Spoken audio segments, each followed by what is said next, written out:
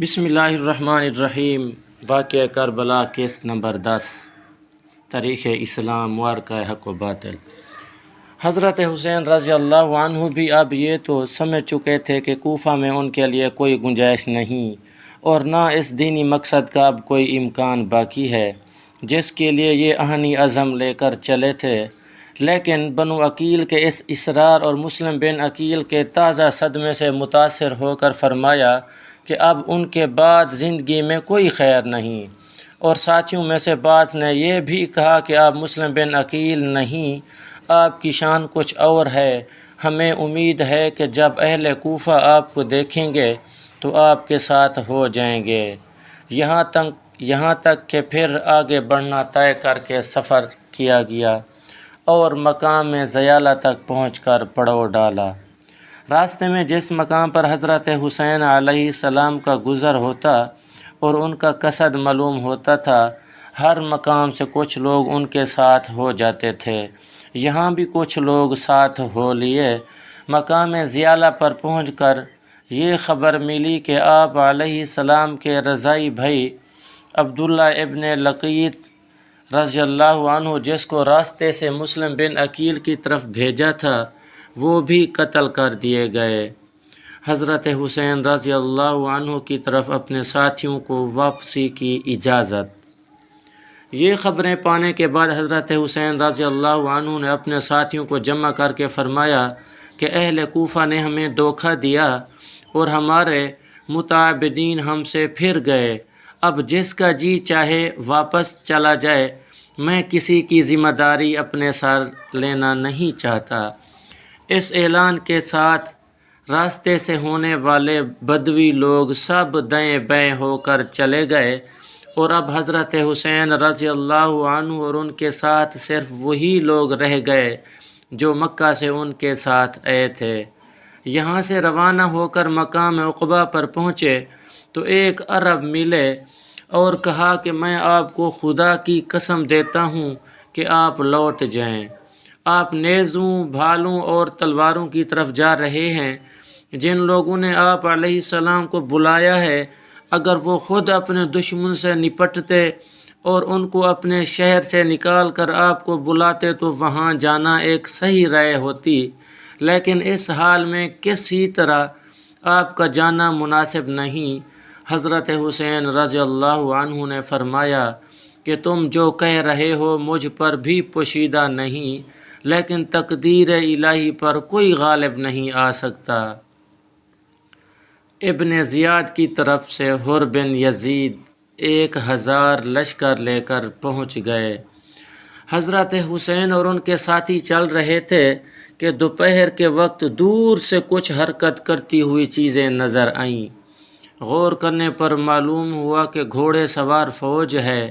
یہ دیکھ کر حضرت حسین رضی اللہ عنہ اور ان کے ساتھیوں نے ایک پہاڑی کے قریب پہنچ کر محاذ جنگ بنایا۔ یہ حضرات محافظ کی تیاری میں مصروف ہی تھے کہ 1000 گھوڑے سوار فوج حر بن یزید کی قیادت میں مقابلے پر آ گئی اور ان کے مقابلے پر آ کر پڑاؤ ڈال دیا۔ حضرت حسین رضی اللہ عنہ نے اپنے اصحاب سے فرمایا کہ سب لوگ خوب پانی پی کر اور گھوڑوں کو پلا کر سیراب ہو جاؤ۔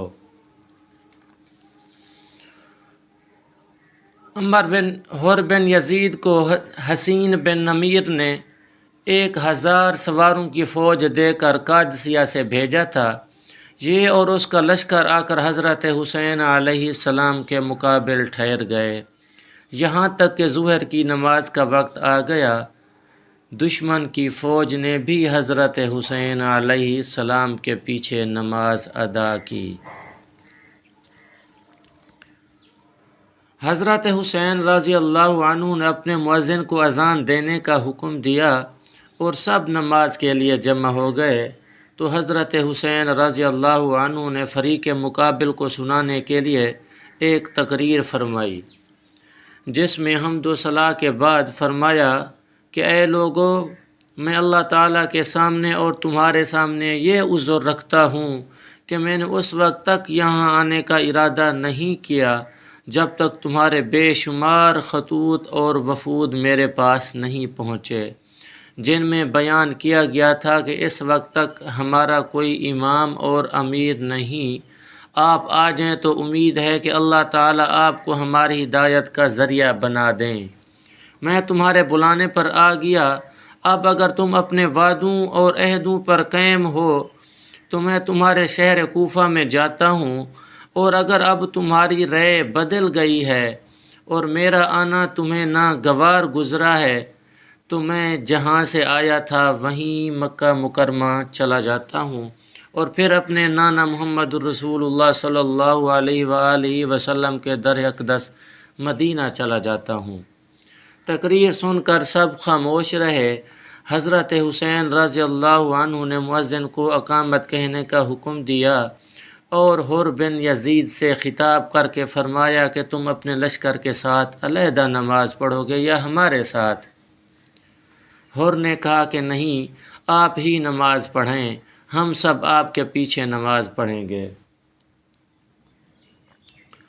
حضرت حسین رضی اللہ عنہ نے نماز ظہر پڑھائی اور پھر اپنی جگہ تشریف لے گئے۔ حر بن یزید اپنی جگہ سے چلے گئے۔ اس کے بعد نماز عصر کا وقت آیا تو پھر حضرت حسین نے نماز پڑھائی اور سب شریک جماعت ہوئے۔ عصر کے بعد پھر حضرت حسین رضی اللہ عنہ نے ایک خطبہ دیا۔ میدان جنگ میں حضرت حسین رضی اللہ عنہ کا دوسرا خطبہ۔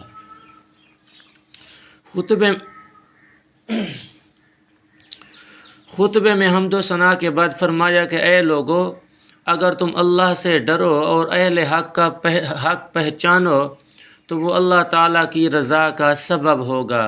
ہم اہل بیت اس خلافت کے لیے ان لوگوں سے زیادہ حقدار ہیں جو حق کے خلاف اس کا دعویٰ کرتے ہیں اور تم پر ظلم و جور کی حکومت کرتے ہیں، اور اگر تم ہمیں ناپسند کرتے ہو اور ہمارے حق سے جاہل ہو اور اب تمہاری رائے وہ نہیں رہی کہ تمہارے خطوط میں لکھی ہوئی تھی اور تمہارے قاصدوں نے مجھ تک پہنچائی تھی تو میں لوٹ جاتا ہوں۔